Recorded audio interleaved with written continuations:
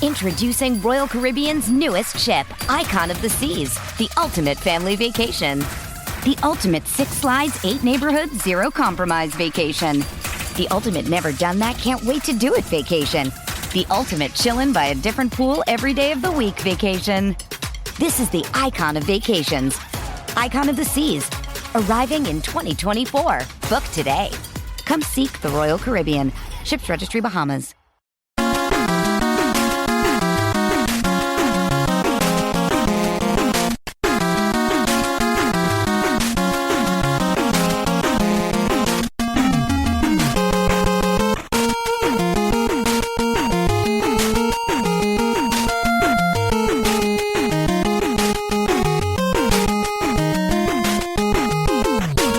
Hockey fans, are you ready to brave the wild? With me, your host, Paladino Joey. Brave the Wild is on the sportstuff.com, also on iTunes, Double Twist, and on Stitcher. So now we're on Stitcher. That's good. I do believe I mentioned that on the previous episode, and in fact I did. So welcome to those of you that may be joining the show from Stitcher within within the last month or so. Do apologize. There's been quite a delay from the last episode. Extremely busy schedule, hard to get things going, and every time I thought I was going to do it, I just wasn't able to, so I do apologize for that. We're back for Brave the Wild now, and that's what counts. Well, it's been almost a whole month, unfortunately, about 3 weeks since the last episode. Things were not going so well, and I called the episode, "Is This a Script?" because it looked like the Wild were falling right back into the same pattern they had the last 2 years or so under Mike Yeo, where things would start off really, really, really good, and then it would start to slow down a little bit in November, and then by late November, we begin the swan dive into December, which is literally a deep freeze for this Wild club every single year, and into January, and Mike Yeo is going to get fired, Mike Yeo is going to get fired, Mike Yeo is going to get fired, and then he doesn't get fired, and all of a sudden something clicks, and the Wild start playing super duper good. They go to the playoffs, get to the second round, lose to Chicago. Yeah, sounds like a pattern, and it's been a pattern. So, or in the first year, they lose to Chicago in the first round. But, yeah, you get the idea. Well, November ended the way it started, with a loss. A very, very rough month of November for the Wild. The Wild had lost to Vancouver earlier that week, the day before Thanksgiving there, Wednesday the 25th, and they lose in another regulation game at home against the Winnipeg Jets. Just devastating losses. 3-1 loss in just a lifeless game on Black Friday. That was the last game I talked about on this show on Brave the Wild. And then you head to Dallas, hoping and praying for a win. I picked the Wild to win that one. I thought they'd have some type of an emotional deal. Boy, did I look like I was going to be right, because the Wild took a 3-0 lead in that game. Darcy Kemper was in net because of the back-to-back. You figure, okay, give Devin Dubnyk a break. He'd started many games in a row. Give Darcy Kemper a chance. And he started off so well. He was doing so good. And then next thing you know, the Dallas Stars get the Dallas Stars just come rolling back. They have a hat trick of a third period, and then of course win right away in overtime. Just totally figures. I mean, just an absolute devastation for all of us here in Minneapolis and St. Paul. Just an unbelievable, heartbreaking turn of events. Dallas Stars score immediately in overtime. Tyler Seguin, as I kept calling him Seguin, like every show, but it's actually Seguin, and I know that, and I kept forgetting it, and it just was driving me nuts, so I do apologize for that. His 13th goal of the year sends the Stars into victory. Another heartbreaker for the Wild, blowing a 3-goal lead. Darcy Kemper, he looked so good, and then there you go, boom, down we go.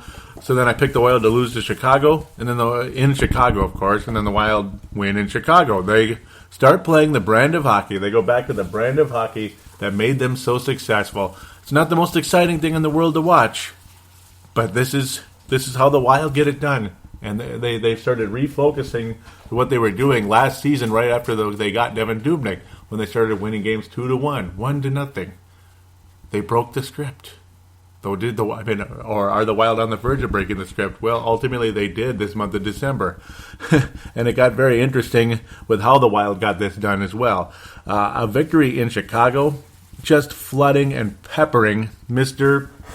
Corey Crawford. 36 shots on goal. Only 2 went through, but it was enough, as Chicago had 31 shots on goal and only managed 1 goal. But, of course, Patrick Kane extending that point streak that's still going right now. It's just unbelievable. Patrick Kane, the guy who who some people thought he was going to be out of Chicago back in the summertime. Of course, he stayed there, and now he's leading the whole NHL in scoring. Like when I said he's the leading scorer, that's what I meant to say last episode. That was kind of a slip-up a little bit. I do apologize for that. But the Wild get back to that grinded-out, shut-down defense style, and they start winning hockey games. Well, gosh darn it. Devan Dubnyk only gives up 1 goal after facing 31 shots. Then they host the Wild host the Toronto Maple Leafs and win 1-0. It's the Maple Leafs, right? You know, you're supposed to beat them 4-1 or something. But hey, a win's a win, 1-0. Just like last season when the Wild beat the Edmonton Oilers and the Calgary Flames in back-to-back games with like 2-1, 1-0 type scores. But it started a winning streak because the Wild were eliminating some of those bad habits, and they were starting to play some really tight defense. They were getting the job done, and they were scoring timely goals that ended up winning the game.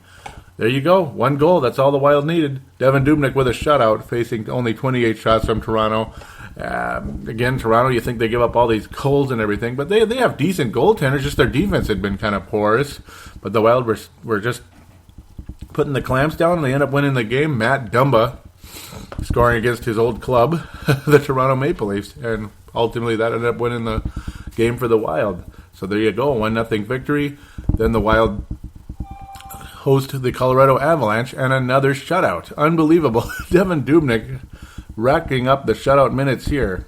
You gotta love this. But then again, no, he didn't, because yeah, you thought he was gonna do it because he was doing great, and then oh gosh darn it, it looks like he hurt his knee. Ultimately, it ended up being his groin, and he's gonna miss some time. Nobody really knew how much time the Wild were gonna miss, that Dubnyk was gonna miss. But Darcy Kemper faced the 9 remaining shots, and that was all he needed to do, and the Wild win the game 3-0 over the Colorado Avalanche. Another shutout, and this one had to be a team shutout. It was kind of entertaining how things turned out there. Dumba with a goal in back-to-back games. Fontaine and Jason Pominville with his 3rd goal of the season. So kind of funny how a guy went from 0 goals to 3 goals. He finally scored a goal a few nights back before. Then he had 3 goals. So there you go. Pominville starting to get a little bit caught up in that category. But 3 guys right there who had not been a part of things in the scoring department. Fontaine obviously had been hurt forever. Parisi was hurt for a while, and he helped Matt Dumba with that goal, along with Mikhail Granlund, who started a point streak of his own. And it kept going for a while there, and that was nice indeed for the Wild.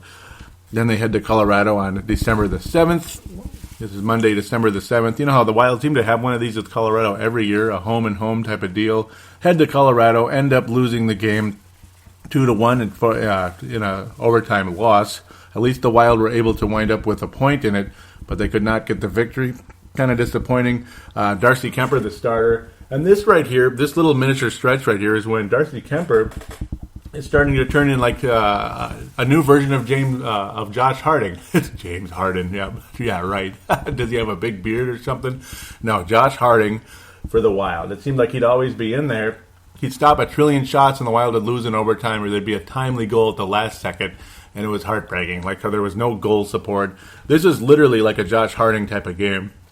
And it seemed like maybe that's who Darcy Kemper is going to be now, as you had Backstrom all those years, and then Josh Harding would go in. He'd face like 38 shots from the Detroit Red Wings, and the Wild would lose 1-0 or 2-1 or something. And it's just like, poor Josh Harding. I felt bad for him, but at least he was here long term, and he was always solid for the most part. Most of those years he was solid. He had one bad year in there, and now maybe that's Kemper. Maybe you could keep him long term as a really good backup, a dependable backup. And, well, there it is. But unfortunately, the guy was getting snake bit with loss after loss. That was the whole point. Because after a 3-day break, the Wild headed to Devan Dubnyk's former club, the Arizona Coyotes, no longer the Phoenix Coyotes, on Friday, December the 11th, and another 2-1 overtime loss. Unbelievable. Darcy Kemper faces the same situation, and in this case, faces actually less shots, only 21 shots. Gives up 2 goals, so it wasn't like that great. It wasn't that great, but of course one of them was in overtime. So he'd stopped 19 of 20 shots going into overtime, but ultimately could not stop. Mikael Bedler getting his 11th goal of the season. The Arizona Coyotes hanging in there and trying to sneak into a playoff berth in that weaker division over there, the Pacific Division over there. Well, this is the way you do it. You beat a solid team like the Minnesota Wild, who were starting to play a little bit better. Spurgeon was the only scorer for the Wild, and Budler was definitely the star of the game, scoring both goals for the Arizona Coyotes. So ultimately, Anders Lindback, the goaltender for the Arizona Coyotes, won the star of the game. I would have thought it'd be Budker, but okay. I mean, good for him. Arizona got all the stars in that game. That's kind of funny how that turns out in a game that went to overtime, but it is what it is. Yes, I'm kind of brushing things with a broad stroke, but also kind of getting us caught up as well. That's what I'm attempting to do right now. And we're getting a little bit closer here. And then Darcy Kemper, who had not won a single game, was struggling early on. As I'll talk about his statistics from November into December here in a second. But this is where Darcy Kemper broke the tide. Minnesota Wild head to San Jose. And this is where the Wild break the tide because, yeah, okay, you figure we're going to beat the Arizona Coyotes. You know, and maybe Colorado, but we'll beat Arizona. We always beat them, but we never win in San Jose. So what do? We lose in overtime to Arizona. We get a point, and we get a point against the Colorado Avalanche. That's good. At least the Wild get a point out of it. But you head to San Jose. We always lose there. Even if the Sharks are struggling, but usually in the past they were good, and we always lose, like 4-1, 3-1, something like that. The Wild are never winners in San Jose. Just never. It just never goes our way. But then Darcy Kemper, again, breaks the tide, stops all 25 shots he faces, gets the shutout. Absolutely fantastic. Very exciting to see that we may have a talented young goalie to go to be our backup to go along with Devan Dubnyk. A guy who's also long like Devan Dubnyk. Dubnyk is 6'6", has an incredible amount of reach. Darcy Kemper, 6'5", an incredible amount of reach. Pretty valuable stuff, especially heading into a shootout situation. Very exciting for the Wild, but ultimately, in the grand scheme of things, a guy that can cover a lot of ground, but also is flexible and talented. That's what's really exciting about the Wild's future in the goaltender position when you have Dubnyk and Kemper there. Long-term, hopefully, in Kemper's case, but Dubnyk for sure. Parise netting his 9th goal. Koivu getting his 5th. And Koivu, just having an awesome month. And there's Granlund again, continuing his point streak at that point in time. And then you have a couple of days off. Vancouver. Minnesota Wild host the Vancouver Canucks December the 15th. This was Tuesday, December the 15th, and the Wild just go ape bleep on this team. Doesn't matter if Kemper's good or not. He did stop 29 of 31 shots in the game. Gave up 2 goals to the Canucks, one of them pretty late. But you know what? Whatever. The Wild's offense was just awesome. This was a highlight reel for multiple players. Unfortunately, Mr. Granlund, as I posted on the Facebook page, his point streak comes to an end. That's disappointing. It's too bad. But he'd been on such a run. He was 4th on the team in scoring when there was a point. He was like 8th, 9th, 10th on the team in scoring. Way, way down there, as if he's one of those kind of guys. You thought, wait, has he been injured for a while? And then it's like, no, he hasn't. He's been in all the games, yet he's like the 10th leading scorer in the team. Then he climbed all the way up to 4th on the team in scoring. Very, very cool for him. Nice to see. But he didn't get a point in this one yet. That Koivu, Parise, and Vanek line. Wow, those guys working so well together. Koivu, Parise, and Vanek just tearing up the whole place. Unbelievable night for the Wild. Suter also netting a goal, who's just been having an unbelievable year. Niederreiter finally getting a point. That's good. I mean, that's good for me. At least he got a point. He's been really struggling. A guy that you really were counting on, hopefully long-term, to be a goal scorer. Scandella also netting a shot with his powerful wrister, and Prosser even getting a rare assist. How about that? And Pominville adding another point. So Pominville continuing to hang in there for the Wild in that one. And then another highlight reel. The Wild just start kicking some butt again. New York Rangers come to town. And they have a situation, unfortunately, where Ranta was hit early from a Scandella shot. He'd faced 4 shots and gave up a goal. Unfortunately for him, that was ultimately to Mikko Koivu. Who else, right? No, he's not necessarily scoring a ton of goals, but he's just racking up the assists, the points. Overall, Koivu ultimately wound up with 2 goals in this game. His 7th and 8th of the season. Just a remarkable season indeed for Mikko Koivu. Just racking up the points. Matt Dumba, another goal. Matt Dumba with 3 goals in a pretty short stretch there. And Niederreiter with another rare assist. And then Granlund getting back in the points again Very happy for him right there. And then Pominville with goal number 4. How about that? You got to like it. Dominic Moore had us worried a little bit there, getting his 3rd goal of the season, 4th line center for the New York Rangers. Trying to keep himself relevant, keep himself in the league, but also get back at a team that had given up on him a long ago in a galaxy very far away. About 9-10 years ago did Dominic Moore play for the Minnesota Wild. He's been kind of all over the place with Toronto and other teams out there. Very nice to see Pominville score. And at this point, the Wild had also acquired Mr. Stoll, who had also been with the New York Rangers. Jared Stoll, New York Rangers, Los Angeles Kings, a couple of Stanley Cups with the LA Kings, a valuable center, kind of a second, third line type of guy in his career, but a very valuable commodity. Now at this stage, he's a 4th liner. He had been recently released, let go. Now he's available to the Wild. You got to like that. You take him on. Okay, nothing special yet, but he's the 4th line center for the time being. Him and Halla kind of going back and forth at that. Halla was scratched for the New York game. And also, by the way, Devin Dubnyk finally returning from his injury. He played well. He gave up a goal late. Ultimately, that was the bummer part. But actually, this was a fairly close game for a while until the floodgates opened in that 3rd period where 4 goals were scored total, 3 for the Wild, of course.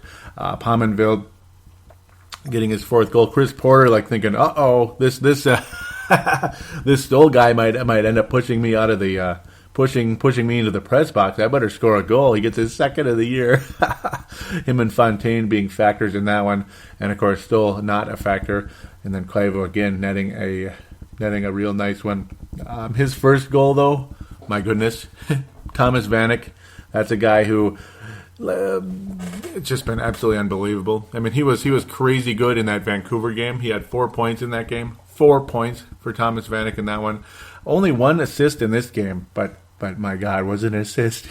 Just this guy has been playing unbelievable hockey for the Wild all season, and he put a between the legs type of play, eyes closed between the legs type of pass to Mikko Koivu for his 7th goal of the year. Just the assist of the year, without a doubt. I mean, highlight reel, NHL Network, ESPN, whatever it is. Hockey night in Canada.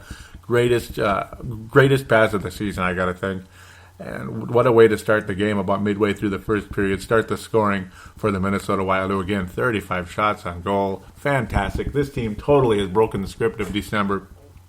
It just sucks when you see what a great run it had been for the Wild at this point. To see it end in Nashville in a 3-2 loss, a regulation loss to the Nashville Predators. And it's who are these guys, right? Well, this team wanted to beat the Wild very, very, very, very, very badly. And, of course, we know who they are. They're a division rival, and their record is about what ours is. We're pretty much battling between the wild card and 3rd place in the division leaders category. We'd like to be in that division leaders range and maybe even catch St. Louis and hope to God to catch Dallas at one point. One of these decades, right? Oh, man. Yeah, it's just too bad. Nashville going up 2-0 in that 1st period. Philip Forsberg and Mike Ribeiro both scoring goals in the game. 7th for Forsberg, 4th for Ribeiro. Both very familiar names. The Wild try as they might, attempting to get back in the game, and then James Neal makes it 3-0 in favor of Nashville. It's just devastating. It aches. It's a shame. You're like, gosh, maybe Kemper should have been in there. But, hey, I mean, Nashville was peppering Dubnyk the whole night. It's like there's nothing you can do. It's actually a good thing that he only wound up giving up 3 goals in this situation. A 3-2 loss for the Wild, again, in regulation, only mustered up 22 shots on goal. All that energy, all that excitement kind of gone out the window in this one. Hopefully the Wild can respond nicely. But they did mount a comeback without a doubt in that 3rd period. Parise getting his 11th goal of the season, and Zucker with his 8th. Koivu yet another assist, and Granlund continuing to add to his point total. That's good, but definitely a shame to see it kind of come to an end there. Bummer. You just hope and pray that the Wild can kind of come out of this, and this isn't some type of a start of a new snide, but I don't think so. But you look at the upcoming schedule here to wrap up the month of December and the year of 2015. I don't like the logo I'm seeing on the 31st. The Wild never win that game, and I don't know. Seemed like we always lose to that team on that day, too. So I try not to cough to death there. I hit the cough button before that happened. But the schedule's going to be tough here coming up. Yeah, it was just the final week there. You had 2 games, but then this week too. I mean, look at the schedule coming up here. The next week is only 2 games, at least until New Year's Day, Friday, January 1st. That's a little ways off, but in the upcoming week, Dallas, Montreal, and Pittsburgh. Ooh, we'll talk about that in the next segment. But for now, we're going to look at the Wild overall. And look how certain players have been doing. I mean, it's just over the course of the month. I had to kind of go back over the games a little bit and get in a teeny bit more detail in the upcoming ones. Just getting caught up, and I'm tired of having to do it that way. I really apologize that things had to go that way yet again, just like the last show. I hope you're able to bear with me and you still enjoy the show. I'm still going to give you as much analysis as I can and keep you up to date on this team.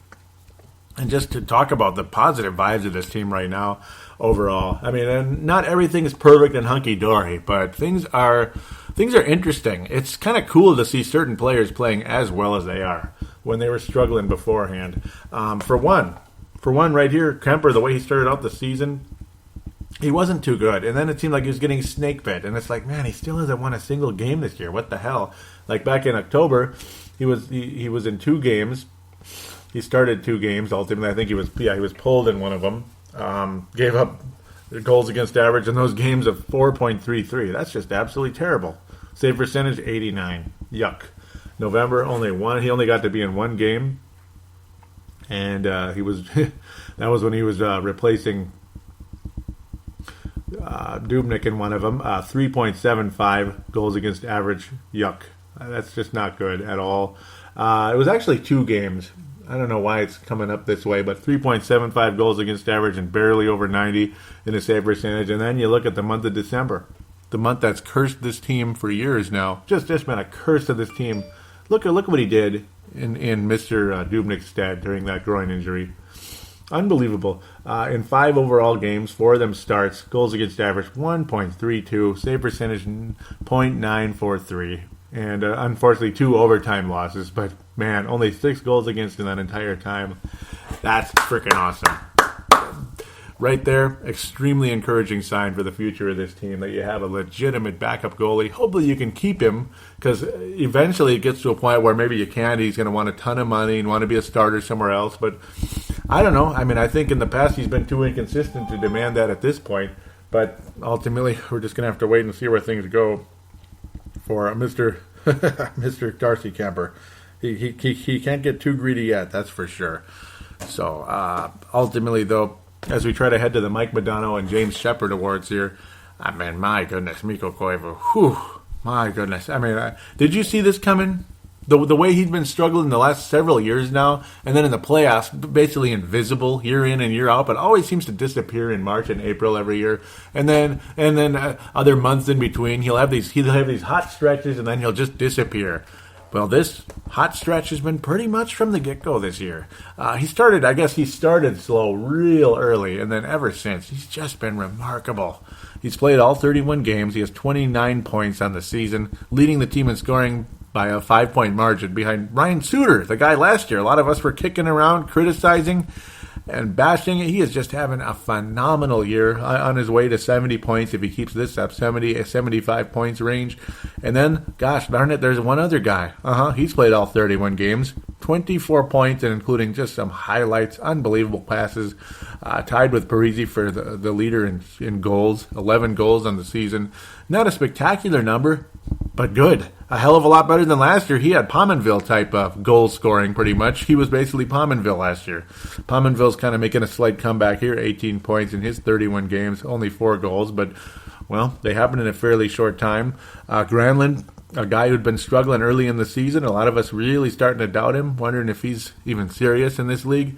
Well, he's 4th in the team in scoring, tied with Parise, who missed 8 games, unfortunately. But, he's been racking up the assists. For some reason, the son of a gun can't finish, though, which is kind of frustrating. so many chances to finish in some of those games, the Arizona game and others. It's like he had the goal. He had it. And Colorado was one of them for sure. And the Chicago game, yeah, big time. He ended up getting an assist in one of them. or was it both of them actually? One of them, it's like he had a sure goal, and it's just something slipped. The puck just it just wasn't quite on target, and it hit the post. That's kind of been, yep, that was the one where Pominville ended up getting his second goal. And then the same thing with Ryan Suter late in the game that ended up winning the game. Yep, Granlund ended up ended up assisting on both of the goals because of that situation. He looked like he had a goal for sure in both cases, and that just the son of a gun can't finish for some reason. And that's the one thing missing from him.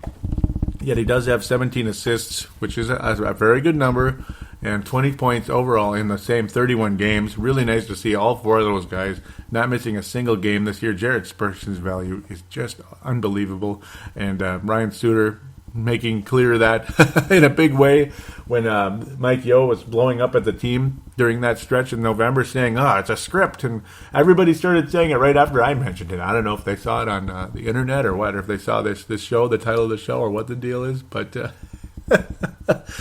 see all of that happen right around the same time, and then Ryan Suter flipping out because Mr. Yeo was taking Spurgeon away from him and giving him Jonas Brodin, who's not having a very good year yet. Hopefully he can get back going again. In fact, those two started off together back at the beginning, Brodin's rookie year, and Brodin played really well.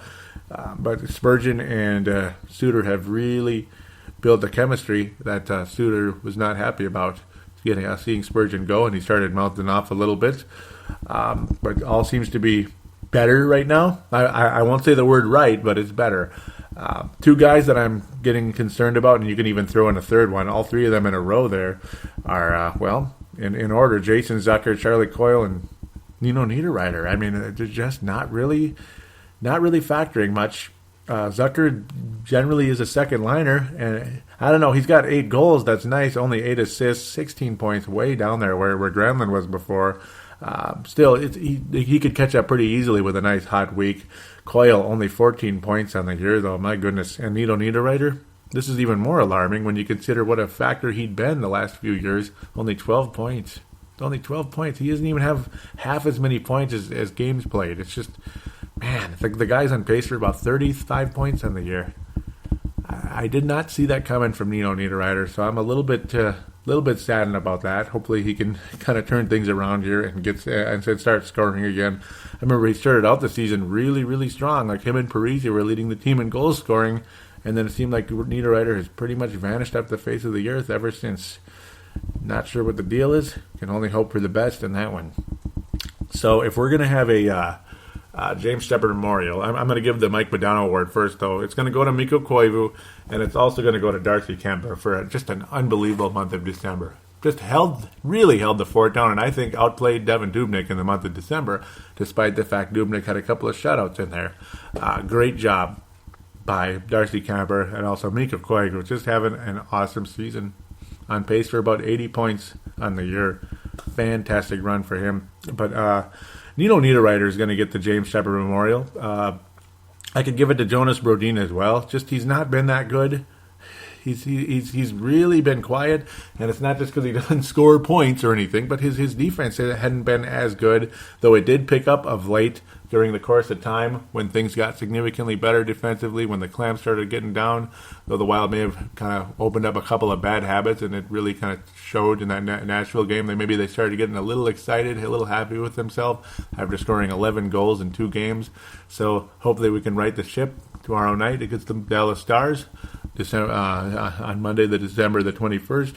But Nino Niederreiter to pretty much be a non-factor offensively all season. I don't know, man. I saw better things from him. I'm not seeing it right now, and that's really frustrating. You want to say how Halla's only got 4 points in 3 games, but his average time on ice is about 11 minutes, where Nino Niederreiter is about 16 and up. I mean, come on. You'd think he could score a little more often than that. So I'm going to give that James Shepard Memorial to Nino Niederreiter as we wrap up a fairly long first segment. I'm debating on whether I should make this 2 segments or 3, because there's the previews. I'm going to be previewing 3 games coming into next week, again against the Dallas Stars, Montreal Canadiens, and then a long wait for Pittsburgh. It's a back-to-back between Stars and Montreal, so you got to think Kemper will be in there, maybe in the Montreal game. It is a homestand. That's the good thing. The Wild have a 4-game homestand, so hopefully they can take care of business. But we'll see what happens there. And then we'll briefly catch up on the Iowa Wild. And there's some good news, even though the team sucks. Or the record sucks, pardon me. But there's some good news with some of the important prospects down there. So we'll get back to that right after this.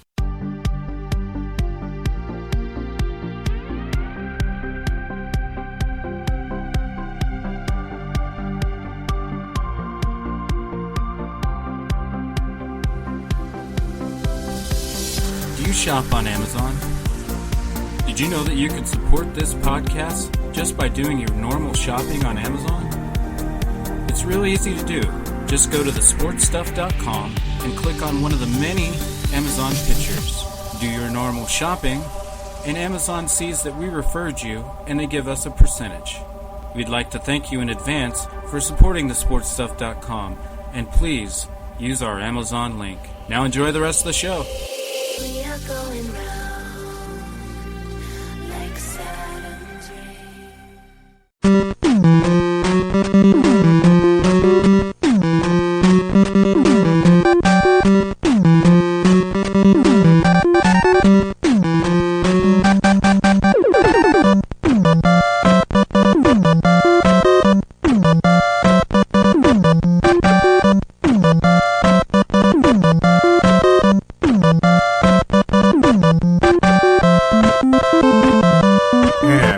Back here on Brave the Wild, segment number 2, previews.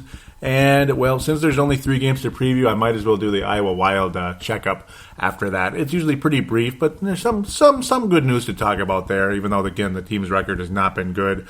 All right, let's get on with it. Monday, December 21st, Dallas Stars head to Minnesota. Oh, the Wild have gotten 2 points in this series so far in the 2 games, but again, both of them overtime losses to the Dallas Stars. Extremely frustrating. Charlie Coyle has been one of the better players against the Dallas Stars, and that's a guy with, again, only 14 points in 31 games. The good news is, for the most part, guys have been healthy on this team. The main cogs that have missed time so far for the Wild, again, are Parise. Obviously, he missed about 8 games. Scandella missed a few, and Dubnyk missed some. Fontaine's been out for a lot, but he's back again.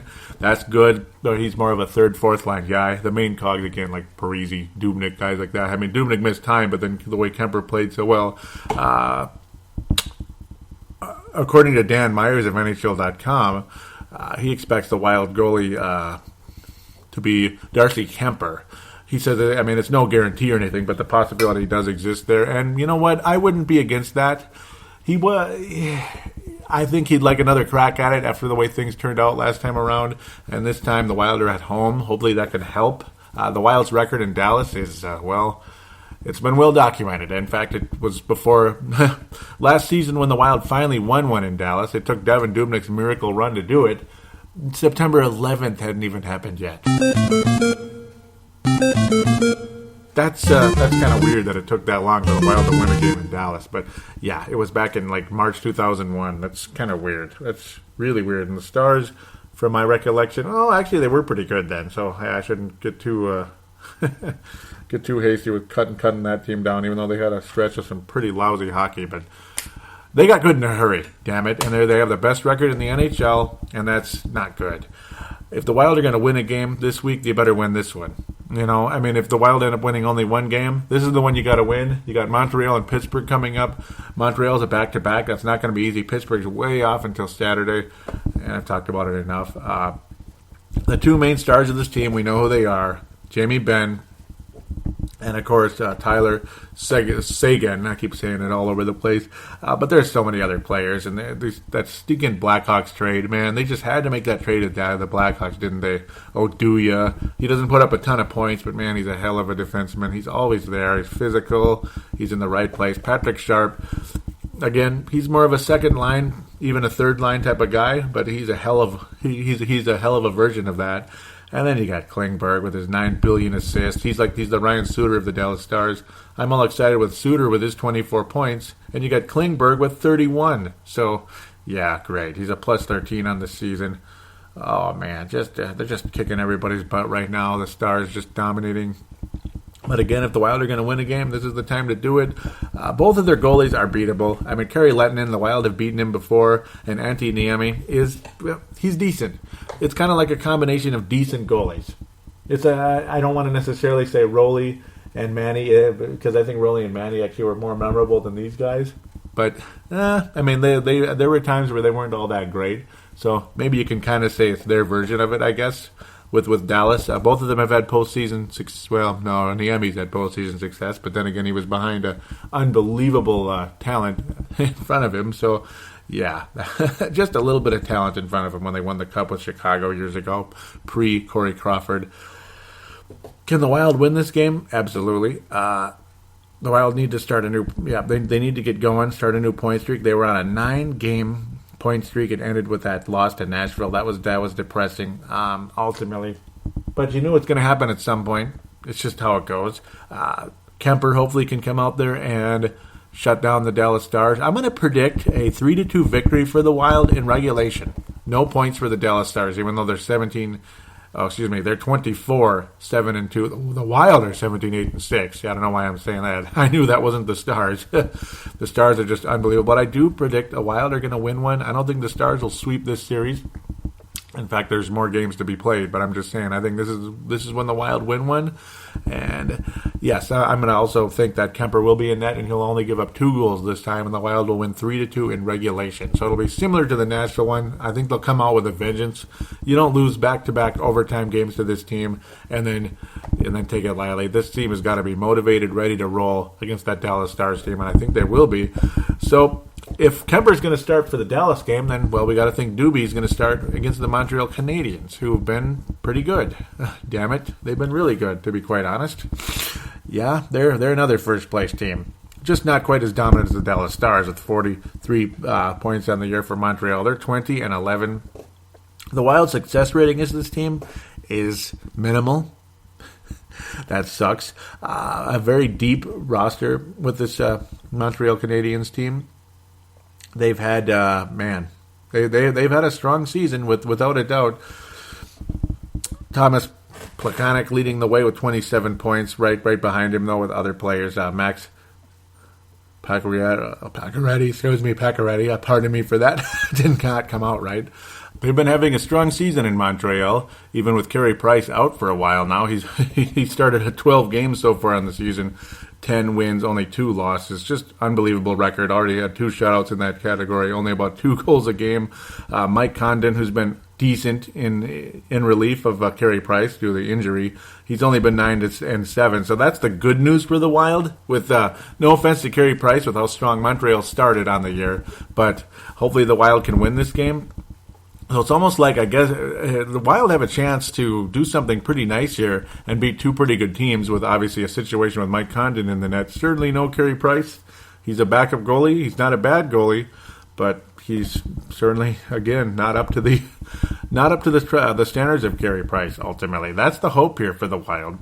Gives up about 2.5 goals on 2.5 goals on the season. PK Subban, obviously a very, very well-known defenseman in the league with 23 points so far for the Montreal Canadiens, all the way up to 3rd on that team in scoring. More good news, ultimately, is Montreal. Their offense isn't quite like Dallas's. I mean, they're not up and down the roster. A lot of Montreal's success did rely on Carey Price. So that's, again, more good news for the Wild. I think this is a winnable game. Their record had been really good, but ultimately the Canadiens have been dipping of late. Their record was gaudy, but at the same time, it got me like, Montreal's back ready and rolling, but no, they're still not. They're still struggling. That's the good news for the Wild, that they hope that they can get things done here. Do I pick another win for the Wild? Yeah. I'll pick another win for the Wild here. They might as well take care of business against this Montreal team. It's almost like if the Wild are going to lose a game, it's going to be probably Dallas or Pittsburgh. Might as well take advantage of this one and win this. I say the Wild will win this one 3-1 with Devin Dubnyk in net. I think he'll have a much stronger showing than he had against those Nashville Predators. And there you go, a 3-1 victory for the Wild. In my humble opinion, Dubnyk is going to stop probably under 30 shots. It'll probably not be a super scary effort from the Montreal Canadiens, and the Wild will put up a good enough effort to get it done. Hopefully you get to see another nifty pass from Vanek or another goal from Vanek. I think he's due for that. would not be surprised to see Parise score against either Dallas or Montreal. That's for sure. I mean, those are Parise type of games right there, especially Dallas. I think Dallas ultimately is going to score. Montreal, who knows? Maybe Marco Scandella, who ultimately is from Montreal. That's his opportunity right there. He might as well take care of business against the Montreal Canadiens. Pittsburgh Penguins, they've had no, it's not been that good. I don't know. But it seemed like the Wild never beat these guys. Like, the Wild used to always beat them, and this is a home game, but I don't know. I wouldn't be surprised if there's a huge chemistry rift here, though, because, I mean, what's going on? I mean, Evgeny Malkin, I mean, well, he's leading the team in scoring by 6 points. He's 6 points ahead of Sidney Crosby. And I'm not saying there's anything superly wrong there. It's just weird to see Crosby kind of not doing that hot. I mean, he's not playing as well as he had been in previous years. Chris Kunitz, who'd been like the find of legends, he was like a 70, 80-point guy. Only 11 points on the year, 32 games. What the hell's up with this? And Phil Kessel, I mean, he just looks like an asshole. I mean, you look at his, his profile picture, whatever, his, you know what I mean. You look at his season, I forget what the hell they call it, media day photo. He looks like an asshole. Just look at him. He looks like that kind of guy that's like he drinks too much and he gets in fights at the bar and pisses people off all day and picks fights with people. That's kind of what he looks like to me. Oh, he's from Madison, Wisconsin, so yeah, that about wraps that up right there. He looks like an asshole, man. Matt Cullen's on the Pittsburgh Penguins. I can't imagine he's having a whole lot of fun in that locker room either. Pascal Dupuis, yeah, I mean, in ode to his career, he's retiring due to blood clots. Nothing's wrong with him right now, or nothing's threatening at this moment, so that's good to know. I'm glad that he's alive and well. That's the most important thing, and that hopefully he'll have a very long, healthy, successful life after hockey. He certainly had a successful career in hockey. Started off with the Minnesota Wild many, many years ago, back in the opening season, all the way back. He was a training camp inventee out of nowhere. Opportunity of a lifetime for a guy like that who's looking to catch a break. The Montreal native, Montreal, Quebec, or is actually Laval, Quebec. Excuse me, Laval, Quebec was Pascal Dupuis. He definitely has a strong accent.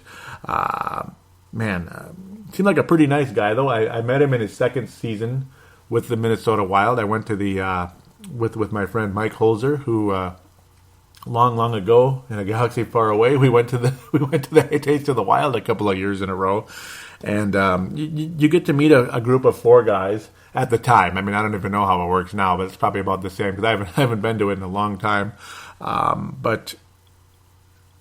This was a group of guys. Sergei Sholtak, God rest his soul, was one of them. Brad Bombardier and Willie Mitchell, man. Oh, man. What I do to have a defensive pairing like that on this team right now, man. But then again, our defensemen have been doing well. But Pascal Dupuis was the fourth guy in that group. And kind of a quiet but a friendly, respectful young man. Of course, he's a few months older than I am, but you get the idea. He was very, very young back then. He just looked so different from the others. Like, whoa. And, of course, his accent, a little bit harder to understand at the time, because for some strange reason, I was stupidly not expecting an accent. I wasn't thinking back then. I was kind of young and not thinking. But then, okay, just a nice, polite guy. It turned out like a year or so later just to be a heck of a player for the Wild. It was 1 year later when the Wild when the Wild had that wonderful season, the 02-03 year, just took off. Number 2 on the team in scoring behind Marian Gaborik.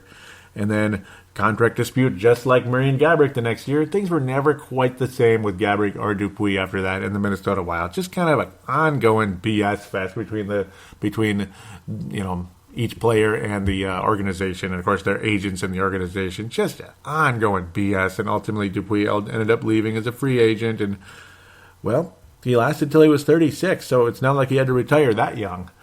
Made a lot of money, nice career, not the highest paid guy ever, but also ended up winning a Stanley Cup with the Pittsburgh Penguins. He's been there for a long time now. Hell of a career, and congratulations to Pascal Dupuis, going achieving a dream, making it to the NHL as a training camp inventee, way back at the beginning of the franchise for the Minnesota Wild. I mean, if you're going to be a training camp inventee and you want to surprise people, that's the time to do it, because there's not a whole lot of guaranteed spots in that roster. In fact, pretty much none. So again, God bless Pascal Dupuis, and ongoing success and health for him indeed. As for the Pittsburgh Penguins, I don't know. I mean, the Wild, I don't know. I mean, they're not playing well, and they're an ever imploding type of team. And I don't know. I mean, I picked them to implode coming into the season, and right now they're not good. I mean, they're only 15-14, 33 points. Can I pick the Wild to go 3-0 in this stretch? I don't feel safe doing it, but I mean, it's a possibility. It's like, put it this way: if the Wild beat the Dallas Stars, they have a very good chance of going undefeated this week because Montreal's doesn't have their top goalie, and then you have you have the Pittsburgh Penguins struggling like the way they do. I don't know. I mean, it's a home game for the Wild. The Wild don't win in Pittsburgh very often, maybe a couple times. They used to have strange success against the Penguins, and they were super good. And then the last couple of years, the Penguins just kicked the Wild's ass, and I don't know what the hell the reasoning of that is. It's really frustrating. I was thinking of picking a loss. The Penguins have even lost 4 in a row. Yeah, do they end their losing streak against the Wild? But I suppose it's almost a whole week away. Boy, can I pick the Wild to beat the Penguins? It's like I'm having a hard time with that one. I think they can. I think they should beat the Penguins. Marc-Andre Fleury's been having a fairly strong season. I mean, his record is what it is, but it's because the team's not winning.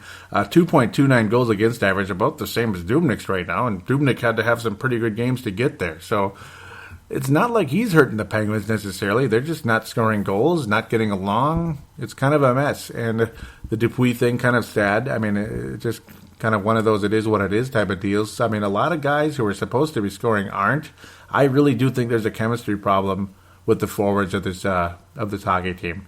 And that's a definite situation with the Pittsburgh Penguins at this point in time. So the Wild should win the game. They should take advantage of it. And gosh, I swear I'm not a homer, and you guys know I'm not. But most of you actually should know that I'm not a homer. But I guess I'm going to pick the Wild to win again. I'm going to go with a 2-1 kind of a quiet type of game. I think the Wild kind of put the clamps down against this team, and the Penguins struggle to score. Maybe Crosby gets his 7th goal of the year. I can't believe I'm even saying it, but if anybody's going to score, it's probably going to be Malkin. It would be his 16th of the year, and I would not be surprised if that did happen. Dubnyk will probably be in net again after all that rest. I got to think he will be. That's a lot of time to rest, and you don't want to sit him out too long after he's back and healthy and ready to roll again. But I'm going to go with a 2-1, quiet, kind of clamp it down type of victory for the Wild. They're going to get physical with the Penguins and not let them score, basically. And maybe even a 1-0, 2-0 type of game. That would be pretty cool if the Wild were able to pull that off. But it'll be similar to the Blackhawks game, we'll say. Similar to that, similar. So there it is. There's your previews. This is going a little bit longer than I expected. But ultimately, we're going to check on the Iowa Wild. We might as well do it right now. They're not doing well. They're only 5-20 on the season. They're struggling still. They're not quite as awful as they started, I guess you could say. But one guy that's been picking it up of late down there, and he got called up temporarily, but was a scratch and never got to play for the Wild during the injuries and such, the Scandella. But Mike Riley, he's got 12 points in 27 games now for the Iowa Wild, and that's good. He's only 3 points behind the team's leaders in scoring, and Michael Kernan and Zach Mitchell. Mitchell's a pretty young guy who still has a chance to... He's one of those guys who could be one of those undrafted type of players, like Kunitz, like Pascal Dupuis, who might end up making the NHL someday.